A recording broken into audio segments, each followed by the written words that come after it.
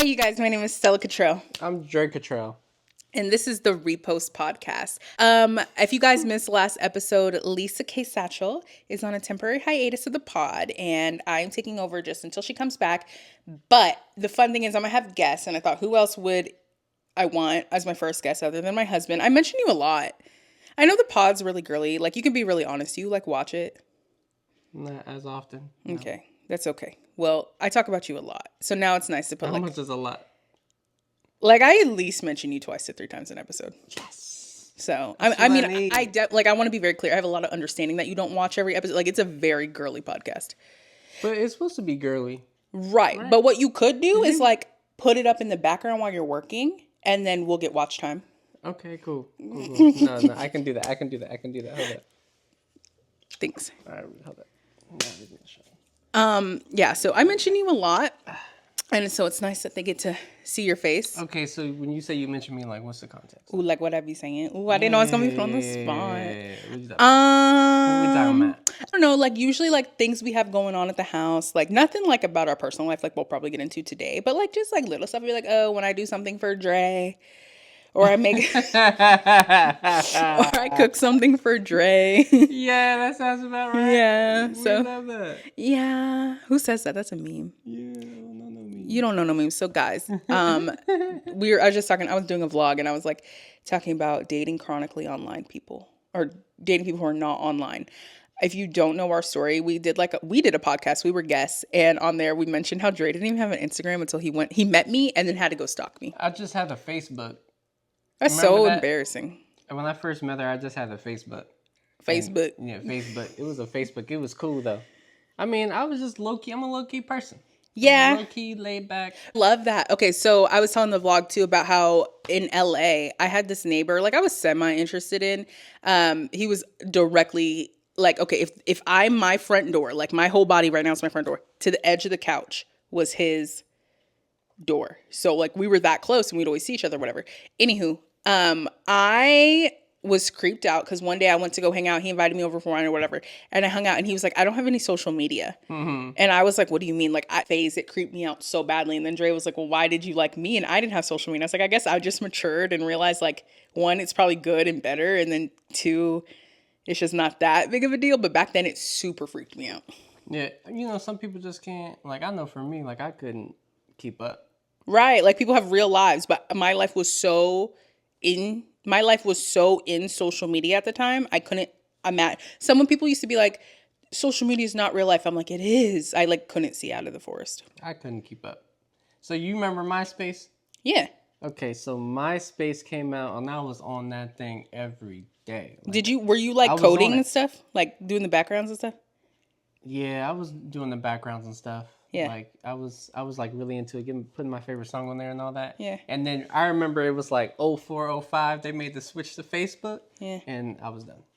Like you couldn't. Like I didn't switch. I never switched over. But people are like that too, like with their social media things now. Like if you love YouTube, like I had to learn this about my followers. I thought everyone was like me. Like if there's a new platform, everyone's on it. We're just seeing what's up. No, I literally had my followers call me out. They're like, Stella, we don't have TikTok. We don't have Instagram. That's tough. I only have YouTube. But my brain, when they started telling me that, I couldn't understand that. I was like, what do you mean you don't have Instagram or whatever? So, Right. I mean, it makes sense. There's so much that goes on with Instagram, like with Meta and Facebook and all the lawsuits. Like I totally get it. And TikTok, the lawsuits. Yeah, rabbit hole.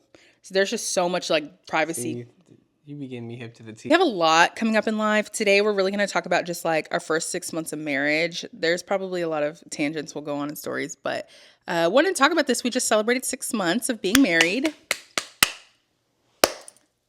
But it's been interesting, and I just feel like it's a good angle. We could talk about it. And then I just want to talk about some of the stuff. Like, no one knows anything. Yeah, I used to put everything online, and now I'm like, I've had a cat for a month now, and no one's known. Mm-hmm.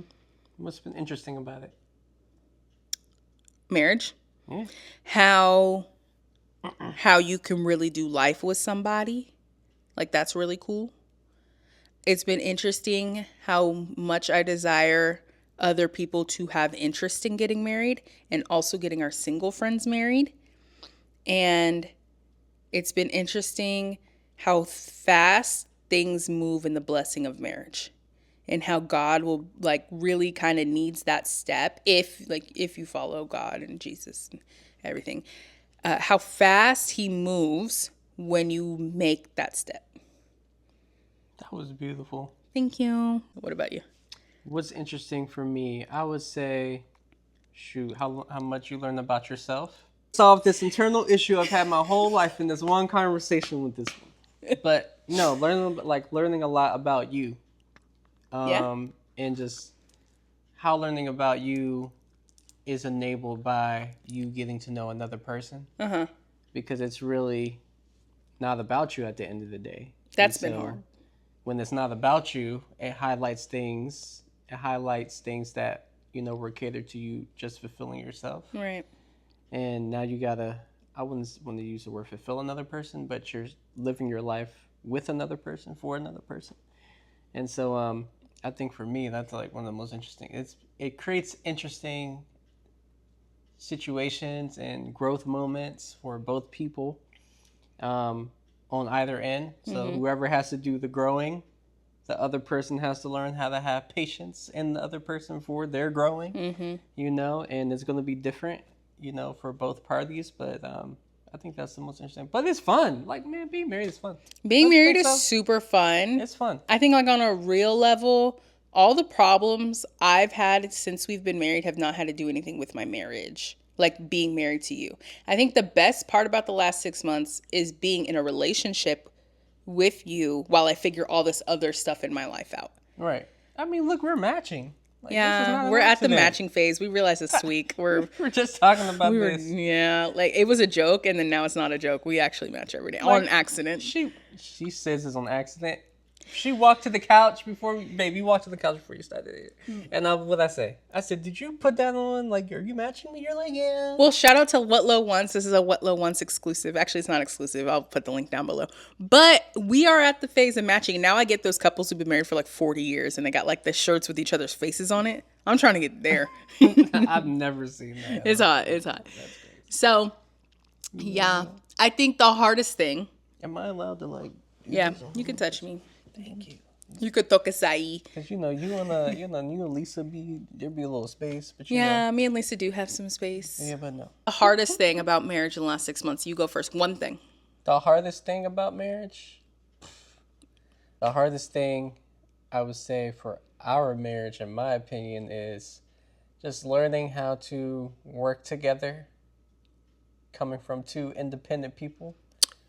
Who are used to working in their own way and working maybe at their own pace or at their own structure, with their own intensity. And I think learning how to do that, we're two very different personalities. We are very different people. So very different people. That has been frustrating. I wouldn't say that's my hardest thing about the last 6 months, but that has been very frustrating. Yeah. So that would be mine. Mine. What about you? Yeah. Unexpected, but like 3 months into our marriage, I got hit with a super bad, severe depression. And that I didn't expect to have to like, one, do with someone else in my life. Two, deal with so early on, like so freshly married. So long story short, if you've seen some of my TikToks, I've kind of posted a little bit about it. But I just went into a super deep depression because God was basically like, it's not time right now to have kids. And it's been a journey, but then like that happened. And then maybe 2 weeks later, maybe 1 week later, like everyone, that's dramatic. A lot of people in my life started dying and getting sick. And so it was a lot to handle. And I think in relation to marriage, it sucks that it showed me I can't just like hide in the room and deal with it myself. Because now I have a responsibility to myself to show up in my marriage, to show up the best I can. There are some days I literally couldn't. And then I have my dog and animals and, a household to maintain too. So I feel like it kind of pushed me into like the next phase of life where it's not just you, it's not just me. And I can't just like check out of life really. So there's a lot of ways I did check out, like with work and stuff. But yeah, like. Do you feel like it's been, in what ways do you feel like it's been easier for you to cope with that? Knowing that you have a partner? I'm not allowed to wallow as long. Like if I wasn't with you, I'd probably still be really depressed. because I wouldn't have someone in my corner like pushing me. First of all, I wouldn't have someone put in my corner pushing me to like do my best, even if my best is 2% that day. But also, you having you in my corner pushing me, it like being married to you has made me more social. So like I've been way more open with my friends about what's been going on. People I feel like are just acquaintances, my church family, my really close friends. I've been really open about what's been going on in a season maybe a year ago I would not have been. Not that I went through anything like this last year for real. I guess I did last year. One time. Yeah, you did. But that's what I'm saying. It was different because I stayed there a really long time because I was just doing it by myself. And I allowed myself. It's way harder to get yourself out of something by yourself unless you're mentally there. When you're not, you're not. So I think it's good for people to like hear stuff like that because I saw that like in my family too, like with my dad. Yeah. And mahogany. My dad's major depressive disorder and going through that. I think that's why it's easy for me to like be with you in that moment. I thought about that too. A lot of people can't handle that. A lot of people be like, dang, like this person's going through this. Like I can't deal with this. And they'll be ready to, I think people's first intuition is like, oh, I need to distance myself from this person. Yeah. But I think like having experience with that, it's easier for me to know that like, nah, like Stella needs me to lean in, Right. That was just a fleeting thought that just came to my mind just now as you were kind of describing that. I thought about that too. Like when I'm like, you're not completely checked out when you're depressed, but when I was super like down, I could see how stuff you've dealt with like with your dad too has probably helped our marriage. And then it's like weird because you feel so detached from your body. And I just felt like, I don't know. I felt like I was just detached. And it's so interesting because Dre and I don't fight. And that's like my biggest red flag. We've had 2 fights, I would say, since we've been married. Not fights. Let me pick a better word. I've yelled when I'm depressed because I get so irritable, so short. And I feel like I've only yelled at you like legit twice. And both times I wasn't doing so hot. And they were pretty back to back. But not even just through marriage, through relationship too. Like since inception of us being together. And that's such a red flag for me because it's just not my personality. Like I don't like yelling. I don't like it. You already know I am. Yeah. I'm peaceful, phlegmatic.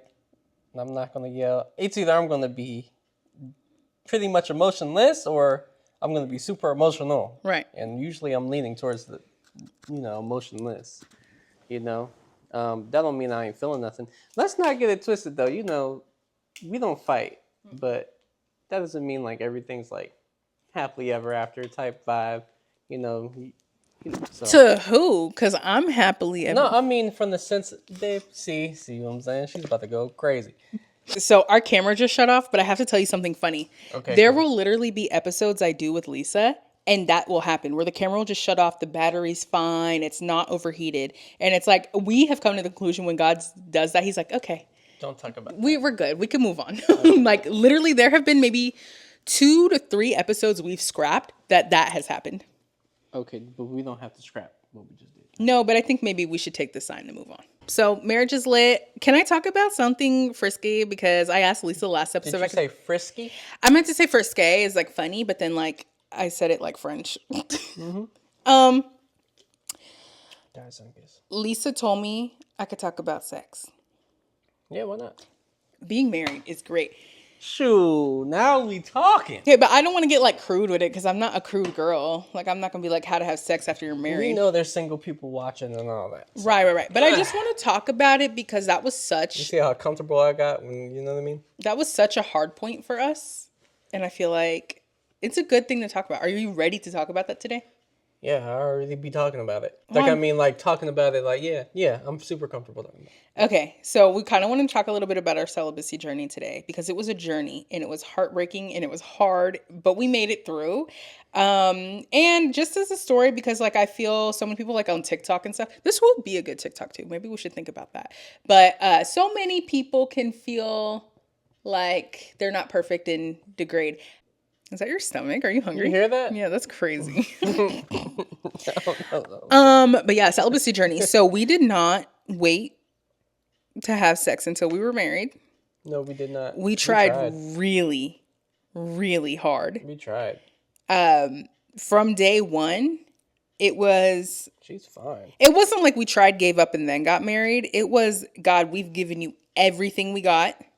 And then I feel like right before we're married, there was something that right before you proposed, there was something that happened where we had finally got it on lock.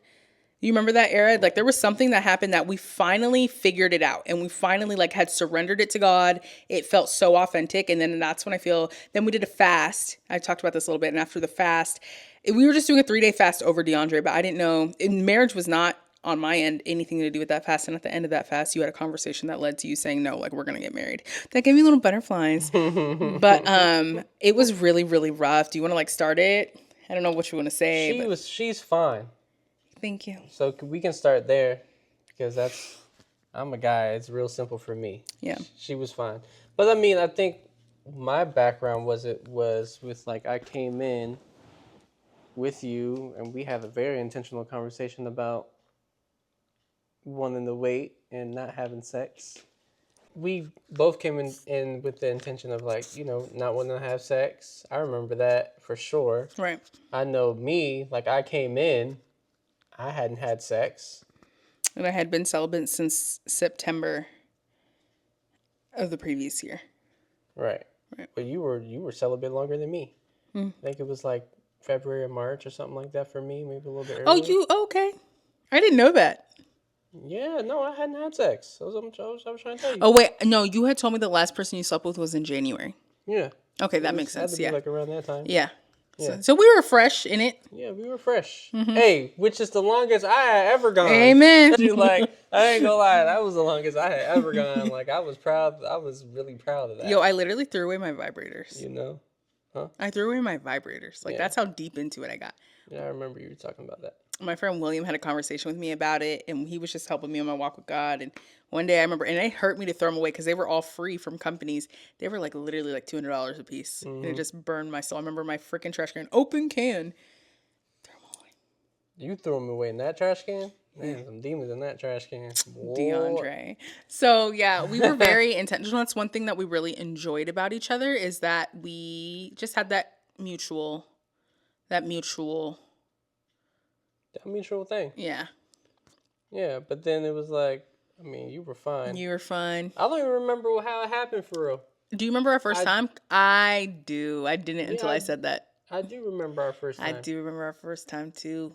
Yep. It was flashbacks. Hot. It was hot, but then the guilt started. Guys, when I tell you we went through this journey of like guilt, repentance, help us. It was a really big cycle, probably for like a month of like doing it, feeling we failed, being on our P's and Q's, having a moment of regression, repenting, having so much guilt. And God's not a God of like guilt or condemnation. So then leaving the enemy a lot of space to play. And then one day we went on a date to DC and we came home, and remember we had that conversation. You were sitting at the bar stool and I was on the couch, and we had a conversation about how we have focused so much on our celibacy journey that we were no longer building our relationship, but we were idolizing marriage in a backward way. You remember that day? Yeah. That was a really, really hard day for us because we realized before we ever had sex and started this cycle that was so toxic for us and like our growing relationship, like we were actually learning about each other. We were having fun. We were growing. We were dating. It was great. And then the moment like we gave into our flesh, it was really difficult because our relationship was now in a space where it was idolizing sex in a backward way. Instead of sex as like, oh, we need it, we love it. It was like a chain that had built on our relationship. And it was rough. Yeah. No, I definitely remember that conversation. It was like a whole light bulb moment. That was a conversation. Yeah, we were reading a book. My man reads a lot, and he always like recommends books. And I remember something in a book might have been the Bible. I don't know. It might have been the Bible. I don't know, but something like clicked. The Bible be hitting though. Clicked in our brain. That's also the day that someone said that they saw us in the car and I kissed your cheek or something like that, or I was playing in your hair. You remember that comment? I do remember that. That was so creepy. I said, we need window tints ASAP. Yeah, we still didn't get the tint yet. Someone was like, I don't know if that was you or not, Stella, but I saw in your car you were playing with your man's hair and he was driving. I was like, what? So yeah, that was tough. I remember like there were times like when we had sex before marriage, and it's really how it like affects you spiritually. Like I remember there's a couple times like you cried, like after sex. Mm-hmm. Can you imagine that? Like crying after sex, like Yeah. and that would hurt my feelings a lot.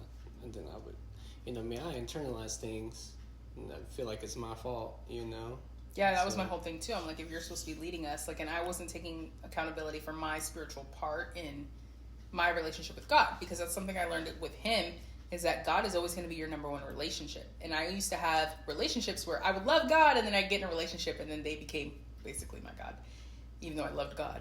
And this is the first relationship I've ever been in where I had always kept God first. Like, even to this day, God will be before you. And I struggled. I would tell DeAndre, I said, I feel like I'm in a relationship with you and God. This is before marriage. And it was really hard. Mm-hmm. Yeah, I remember that. But then it got a little easier, because I feel like once you are drilled down for so long, like, something has to break and something has to give. And I remember things amped up a lot because I ended up needing to go move, and I didn't know where I was moving, and DeAndre said I should go live with him. And that just kind of, like, I thought I was going to put fuel to the fire because we were finally like a stable-ish place. And then it was fine, and then it wasn't fine. Yeah. Because you can only live with somebody for so long, yeah, before you start going crazy. Yeah. And so that was interesting. That was interesting because at that point we were angry about it. At that point, it wasn't like, it felt so spiritual versus flesh. It was like, dang, like, It was a really frustrating experience. By this point, I moved in December, and we got married in April. But in these months, like, it was really, like, we didn't have sex the whole month of January because we were on a fast with church, so it made it easier. And then at the end of the fast, I had just come back from, what's the place called? Aspen. I was at Aspen. Mm-hmm. And then when I came back from Aspen, we failed. But, like, it wasn't like we were just banging it out and living together. It was really hard. And I would say, February and March were where things were really, really dark, I would say, in that area. And it was so, like, we were like Dre said, we were really like, dang, we were really mad, frustrated, immediately praying. We had gotten really good at that point to praying before we wanted to have sex. Mm-hmm. And then somewhere around March, we really got a hold of it, because I remember there was one time, I don't remember what happened, but we had just gotten a really good hold on it. And then you proposed in April. I'm probably skimming through, so if I'm missing anything, let me know. You proposed in April. And I remember we got married within 2 weeks. And marriage was not something we had talked about wanting to do. What? I remember, I think it was like 3 weeks before. Yeah, I think. But we had already, before I proposed, we already were on the week. We were on some type of streak of not having sex. No, we were on a real streak. And then you were like, all right, we get married in 2 weeks. Let's hold out 2 more weeks. And I was like, all right. And then we didn't. And you remember I cried? And I felt defeated. We didn't? We had sex one time in those 2 weeks before, during proposal. Oh, yeah, true. And I said, God, what am I doing? And I literally was like, I cried. I literally cried. That. It was really hard. It was 1 week before we got married. I was like, I can't even do this. And it was tough. And I think in hindsight, I feel grateful that we were called to marriage for other reasons. Because that was a big thing for us too. We're like, we have to conquer this, because we had no plans to get married till 2025. Engaged by this year, yes. We weren't even going to get married till next year. So in our heads, we're not thinking, oh, we're getting married in April. Let's, just make it to April. This whole time, both of us are like, no, we need to conquer this. And then I was at the point where I was ready to move out, because it's like, I can't live with you. If that's a barrier, move out. You were like, we just had so many things. He was like, if I'm at your house and I can't, then I have to go home. And there was a night he went home. Like, she didn't like that. I didn't like that. I hated it. Like, this is the love of my life. I hated that he had to go. So, saying all this to say, it was not easy. And I just want you to know, if you're watching this and you're struggling in that area, whether you're in a relationship or not, or single, like, never stop fighting for it, because we never stopped fighting for it. Mm-hmm. And even after we got married and we were allowed to have sex, like, it was tainted, and you could tell in sex, like, dang, there's some things here we still have to clean up. And I'm a perfectionist, so this conversation is really hard for me, because, I want to just do good. But I feel maybe both of us, especially this conversation's helping, maybe we overcorrected really, really fast. For you, it had been since January before, like, we got together. For me, it had been since the previous September. I think we expected a lot of perfection from ourselves, and I think in hindsight, we should give ourselves a little bit of grace because our lifestyles, both of ours, 180'd. Mm-hmm. Like, we were low-key in the streets. Yeah, no, we was in there. Like, very shortly before we gave our life to God fully. Like, and really think about that. It's good. It's a good conversation to have because, you know, a lot of people are having premarital sex. Yeah. You know, it's hard to stay pure, especially in the culture we live in now where a lot of things are just accepted. I think one thing we got to remember is that God sees the struggle that we have with our sin, and he knows it's a struggle. You know, I think that's one thing we probably could have remembered more. That's like it being it's a struggle. Like we struggle with sin. I think we were hard on ourselves because our intentions were different. We know what we wanted to do. Yeah, I think if we were like, oh, who cares? We tried YOLO. It was never like that. And I think God saw, I don't want to speak for God, I don't know. But I could see how God maybe saw the damage we were doing to ourselves in a way. And let me reiterate, it wasn't just alleviated because we got married. There was a lot of things in our sexual life that carried over into marriage that I genuinely believe wouldn't have been a problem if we did not have sex before we were married. Following Christ, right? This conversation specifically, you know, for the people who have a relationship with God and Jesus, because it's a different walk. It's a different walk. I remember being in the streets. I didn't care. I'd have sex whenever, and I never felt anything about it. I had no convictions about it, but it's different when you're convicted about it and how you move and how you operate. So there's light at the end of the tunnel. Hey, sex after marriage, though? Is it? It is it. Well, let's be real, though. Okay, let's just skim over what the first couple months were like. It was rough. I felt like, it still felt like a sexual prison. A little bit. Like, guilty, should we be doing this? It wasn't as freeing as it should have maybe been. And there was a lot of things we had to work through because of that, of our own fleshly desires, for fact. But after we worked through that, and we were very intentional in working through that. It was, no, for real. And I think in the last, I would say since July, I think that's when we were finally like free of all our bondage. Yeah, because, you know, I don't know how PG I can be, but this woman right here, let me just say it like this. I think when we were finally able to get over that, just how freer our spirits could be doing that, because that's the closest physical intimacy. We just learned that. Sex is the closest physically, like, it's the most intimate that you can be with your spouse physically. And, but when you're not chained to the negative aspects of having sexual desires anymore, you can just really... It is a spiritual experience. It's different. Right. It's different than it could have been for me when I was in the streets. Right. I'll tell you that too, but we didn't get to, we like had a delay experience of that just because of our own doing. But telling you guys this and being open with you guys about this, because if you're not the only person that's struggled, right? It's a journey.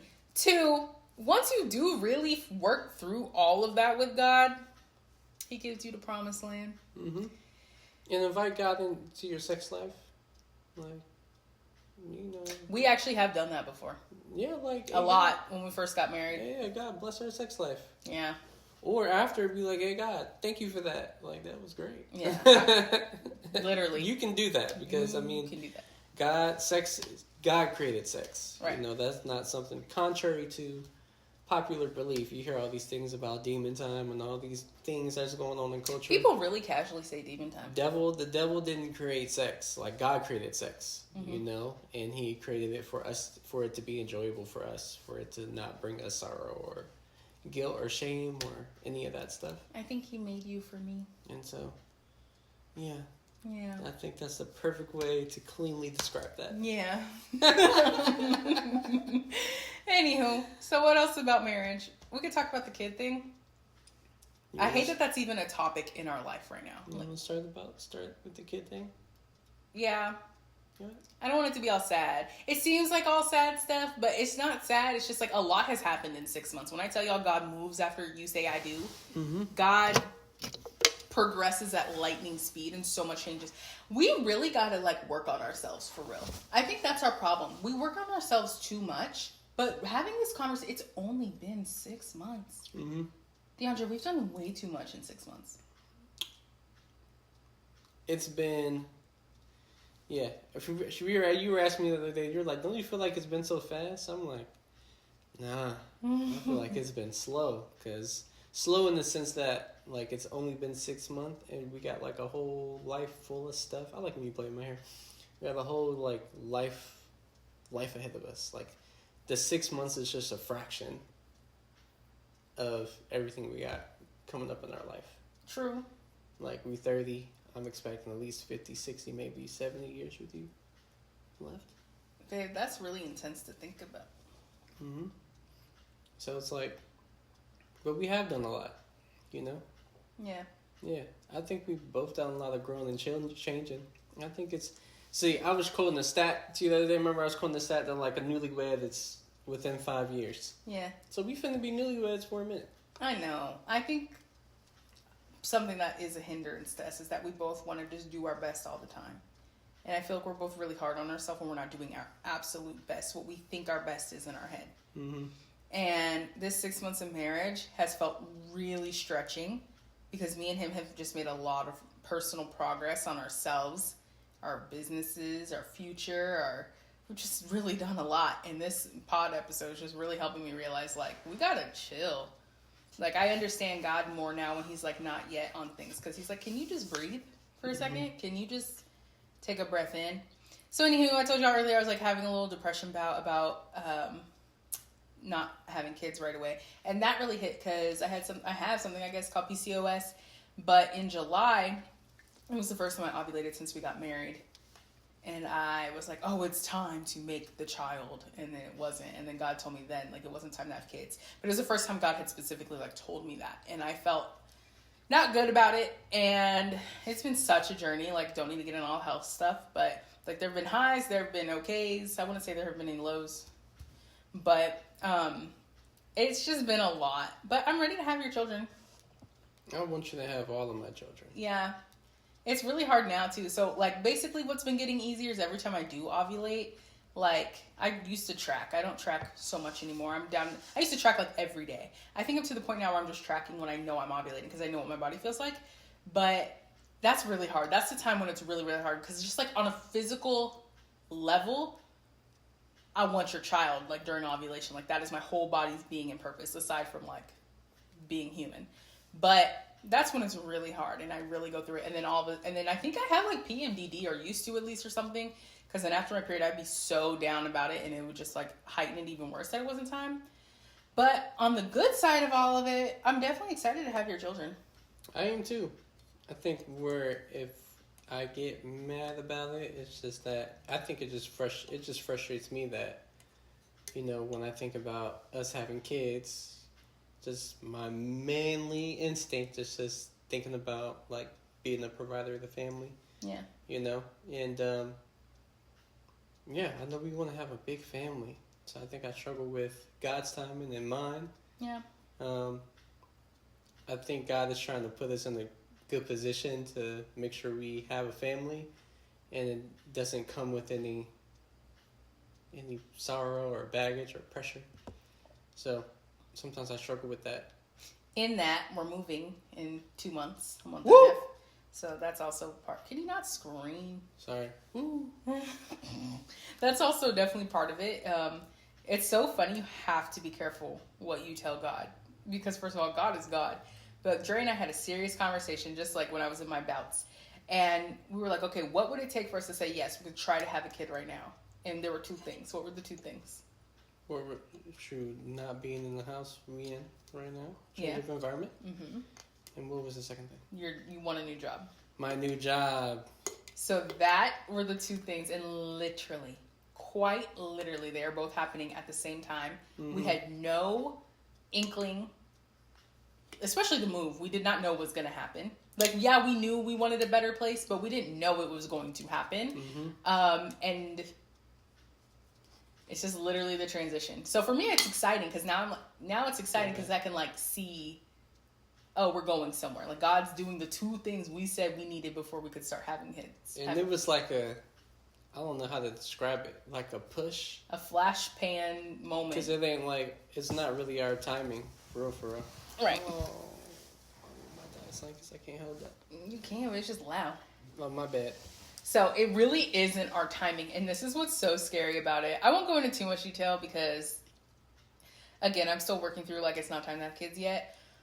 But God had sent someone to church, or he sent a word to someone in church. I don't even know the girl. And she knew all my business. I had never posted about this online. She's like, I need to pray over you. And through her prayer, you could like hear how God was speaking to her about our situation. And they were like blessing our life. I need to back it up from before we were married. Back in March, we were not married. We were not engaged. We didn't even know we were going to get married. God woke me up out of my sleep. And he said, you need to pray over your future children. And I was like, what? We're not even married. We're not even going to get married till next year. What are you talking about? He's like, you need to pray over your children. And I was like, do I wake? He's like, wake DeAndre up. So I woke DeAndre up and I was like, Dre, random. And I felt crazy. Again, at that time, we were in the middle of our celibacy journey. We're doing good at this point. No plans on getting married until at least next year. Didn't make sense. I was like, I know this sounds actually crazy, but God told me we need to pray over our kids.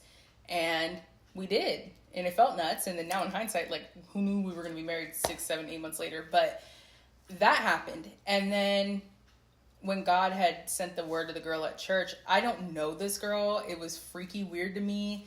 And I felt more exposed than anything. Because I had always wanted that moment in church where, like, someone sees you. But it felt exposed. Like, I felt exposed. Because I'm like, I really don't know this girl. There's no way she would have known this.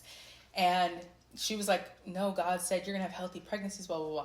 So for me, personally, I'm at a point where I've surrendered it. I'm actually really excited because so many hard things have gone through it, but everything works for his good. And I'll probably make like a personal video on this just because it's so girly and get into all the details about this. But it's very girly. But to say all this, even like I had to get on birth control for a second this month, and I didn't know it was going to be just for a second. I thought it was going to be till... It was like for half a day. It was literally for like 3 days. And I thought it was about to be for a long time. And even in that, I had to like I took the pill 3 times. And every time I was like, God, I trust you. Like, again, not only are you telling me I can't have kids, now you're putting me on, like, you've led me. Like, I let him lead me to the doctor's appointment. I let him lead me to say, God, is this what you want? And he's like, yes, yes, yes. And then victory, like, spoiler alert, even taking that birth control 3 days, I've ovulated twice now in October. So it's like something my body was just struggling to do before, even just taking a birth control for 3 days. And I've had, I went to the doctor the other day. I got to like check out my ovaries and I saw where I had ovulated again. And it's just like all these things that were such an issue. It's like, you just got to trust the plan, because I'm sitting here crying like, God, no, you really don't want me to have kids. I have to take this birth control. Everything just changes so fast. And Stellita, you already know you can get a little extreme. True. She'll hear, so like, for example, you'll take God, oh, I can't have kids. And I think, I don't know when it was, you were like, well, God, because it looks like I'm going to have to ain't having kids until I'm like 37 anyway. That was like, definitely me. Maybe that's not really what that means. Like, we can have kids next year, you know? I think God's just trying to change our situation first. But facts, because let's not forget, you know, I'm going through all this birth control stuff for 2 seconds. Now I'm ovulating. I went from not ovulating every 3 months. Now I have multiple ovulations. And then now the job change. And now we have to move and we're looking for houses. This all really happened since October 4th. Everything has happened and it's the 31st. And that's the only thing, you know, in my spirit about it that's hindering me, you know. What? It's just making sure, I mean, I just feel like I'm responsible to make sure that we're in the best position possible. Yeah. You know, and I have a secret to tell you. Sometimes I feel like, you know, you can take that as like, oh, he don't want kids right now. It's like, no, that's not true. Like, I want kids with you. Can I tell you something psycho? What? First of all, let God choose your partner, because I'm actually crazy. It's like, you know. I love you. I love you. That's so sweet. I did something crazy. What you do? No, what you do? Well, let me tell them the other crazy adventure I took you on to Target. Oh yeah, that was cute. Okay, so I had finally gotten to a point, maybe September, early September, and I was just like, all right, like I'm literally giving it to God. We're not having kids right now. So we went and we did a thing that was just very personal to us about having kids in the future, just like a promise. That was way before September, babe. That was in August? Babe, that was way before that. We did that sometime middle of the summer. No. Go ahead and finish You know how your we story. know we didn't? One, because it would have been out of season. Two, because I hadn't gone through all the kids stuff yet. It had to be August or September. It was a few months ago. Okay. Because we got it for a deal. Because the season hadn't started yet. Mm-hmm. Remember? All right, so it's probably... My woman know how to find the deal, but go ahead and finish that. Let's just say it was August. So I took him on a date to go do something like foreshadowing for us having kids. And it made me feel better, like as a future mom. It was just like, okay, cool. And that was really sweet. And I really Real enjoyed date at the Target. it. It was a date at the Target, and he didn't know what was going on. I'm like, what we about to get? Not only that, it was such a psycho thing to do that I was just like, well, you married me, so you're in all the fun Anytime antics. you go in the Target, for Stella, Target is always a date. We love that. Okay, so I got to show you what I did yesterday. I don't know that you did this. Is You that don't? what you're trying to No, say? I did this when I was at Nana's yesterday. And you didn't tell me about it? No, So what did you do? I started our registry When? last night. Let me see.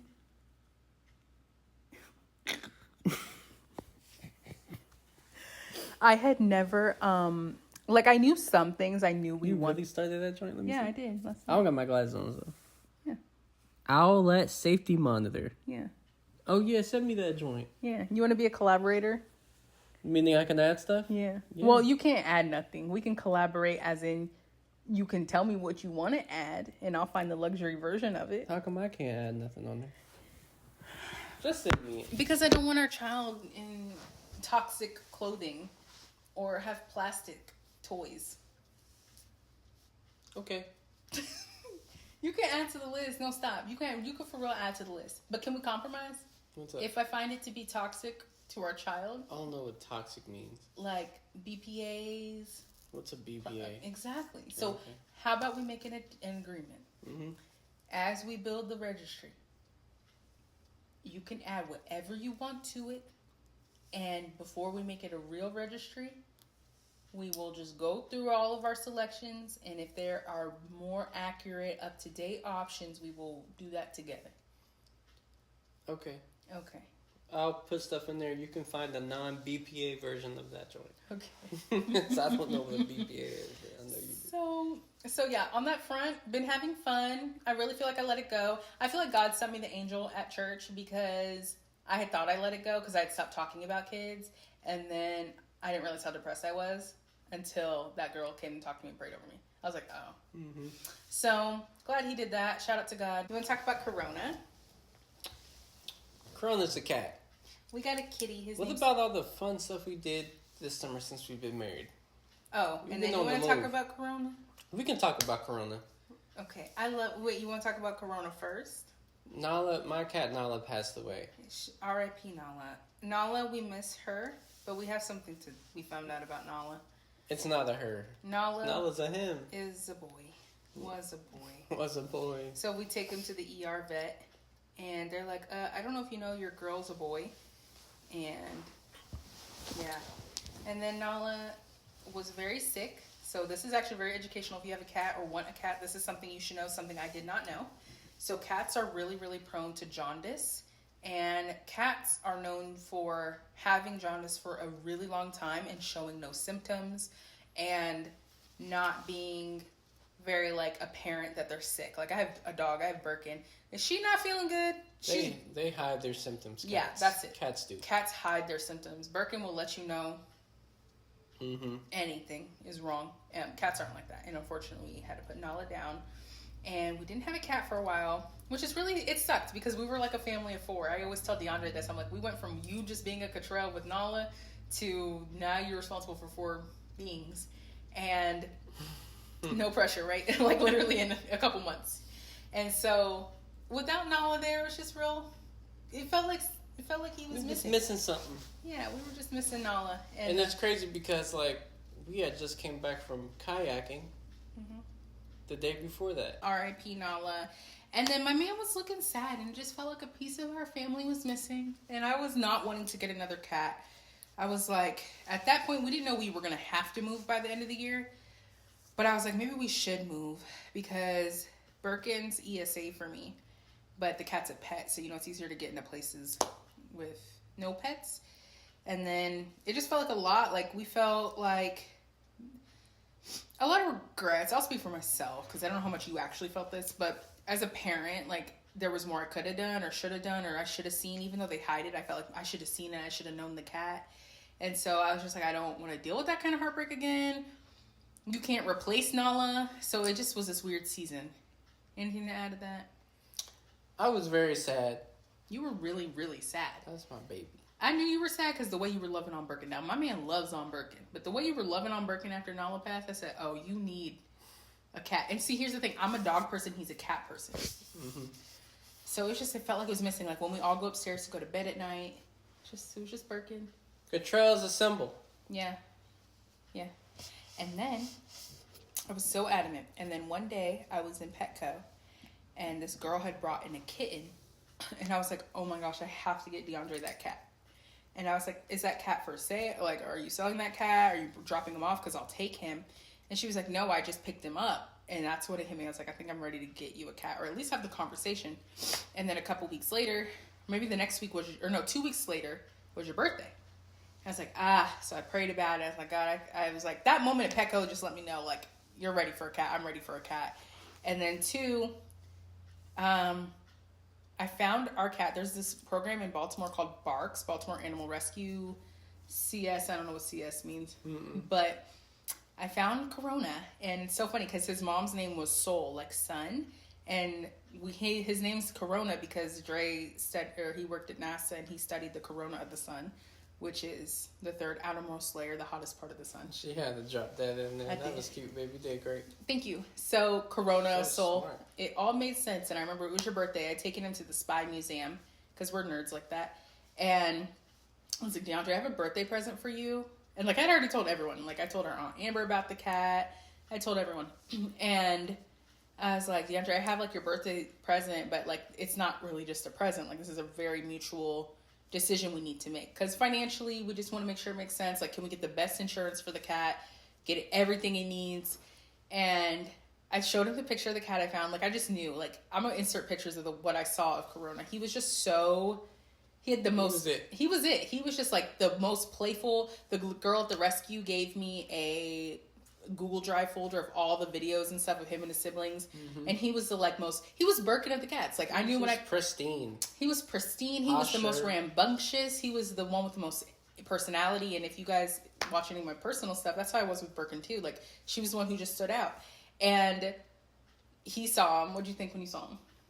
I was like, that's it. Like, he didn't even know I was even considering a cat. Yeah, no, I didn't know. It was a surprise. And I was like, yeah. She was like, you ready for a cat? I'm like, yeah, I'm ready for a cat. So I remember you were showing me the pictures, and I was excited. And then we went to Milwaukee. Which was fun. But in Milwaukee, we were like, I told the girl, and I was, because his birthday was Wednesday, we went to Milwaukee Thursday, so the next day.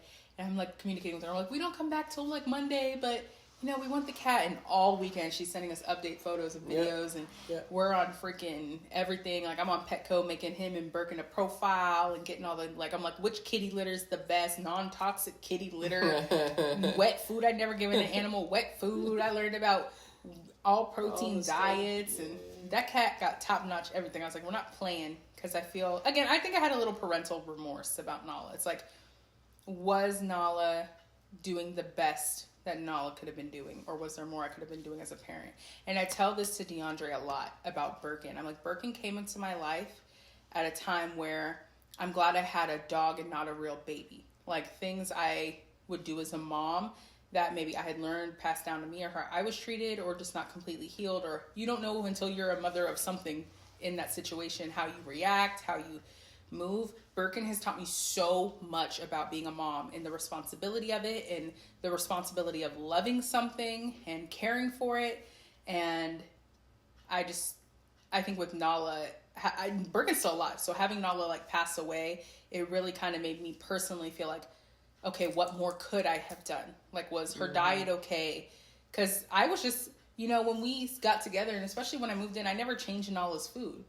It's like, oh, you want her on that food? Then whatever. Not like it was a cheap food, but was that the best she could have had? Or, you know, what was in her litter? What's in our house? I didn't know if we had his. We still go back and forth on that. You learning.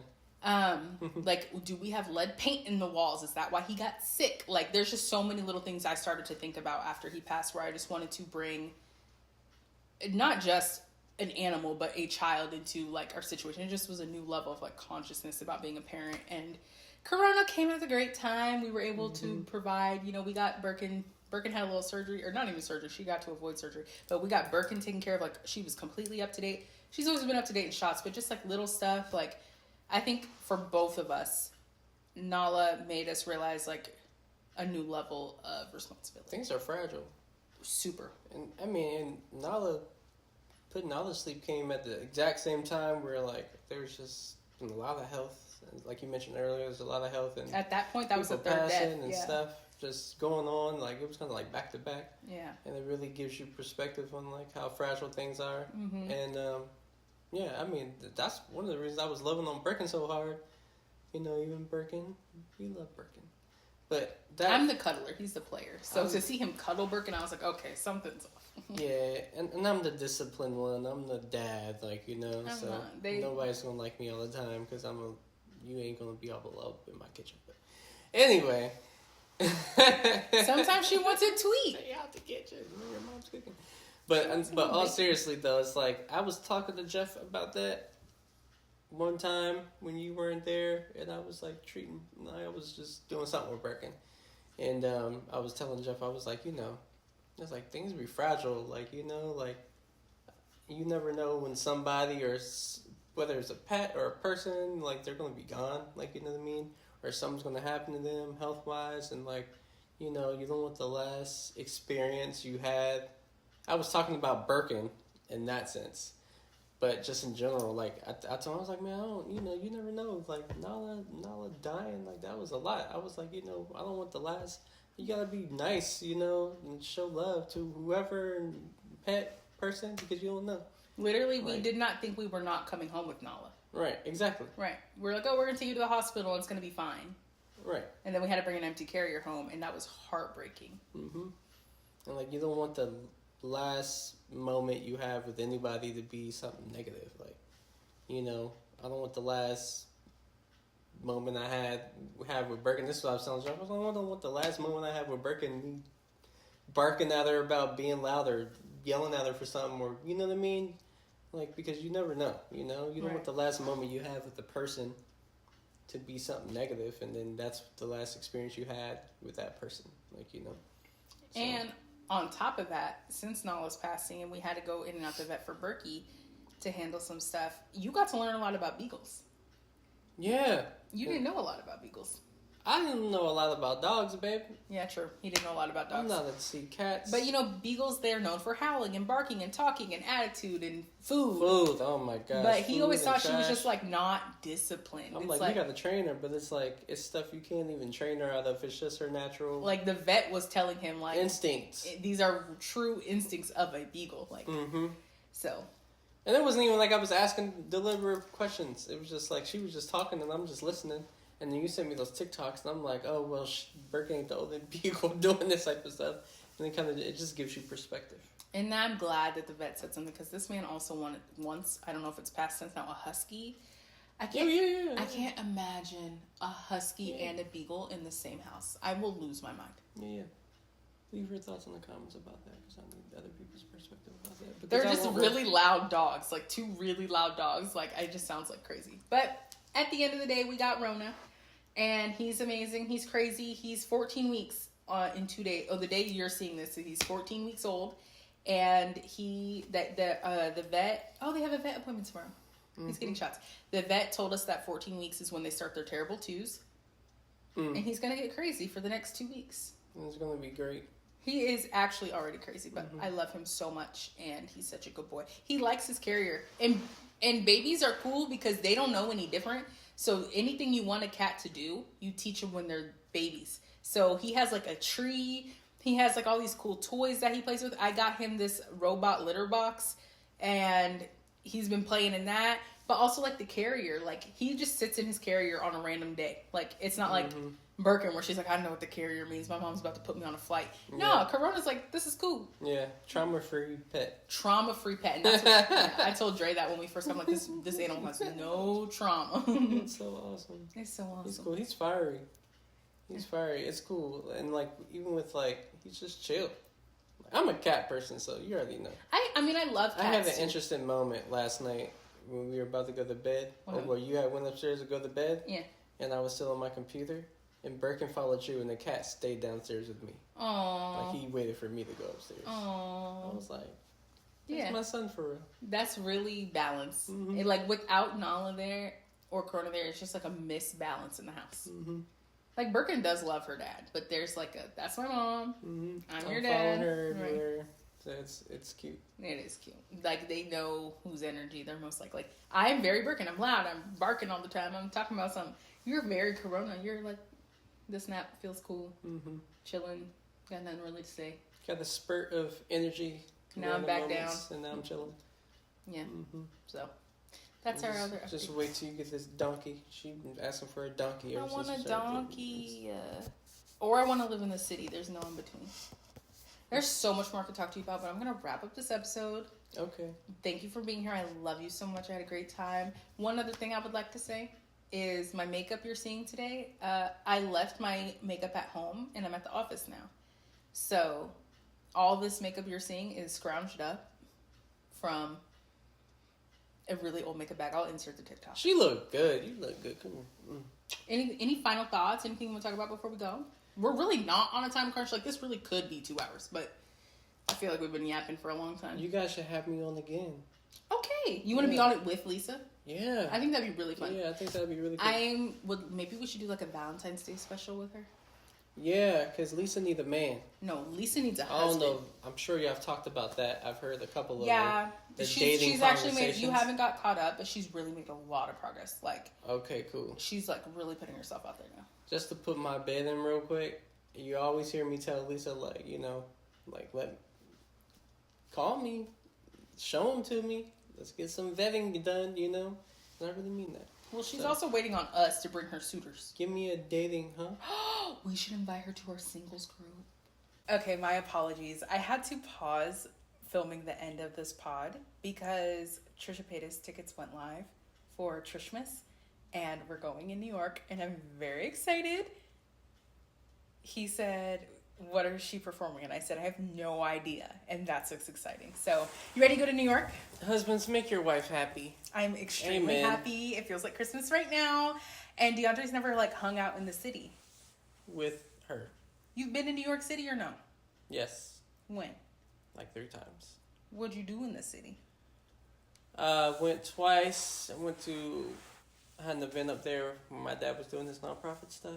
And then we did that a couple times. And then I went to see One Direction. You saw One Direction, R.I.P. Liam Payne. With an ex, yeah. Dang.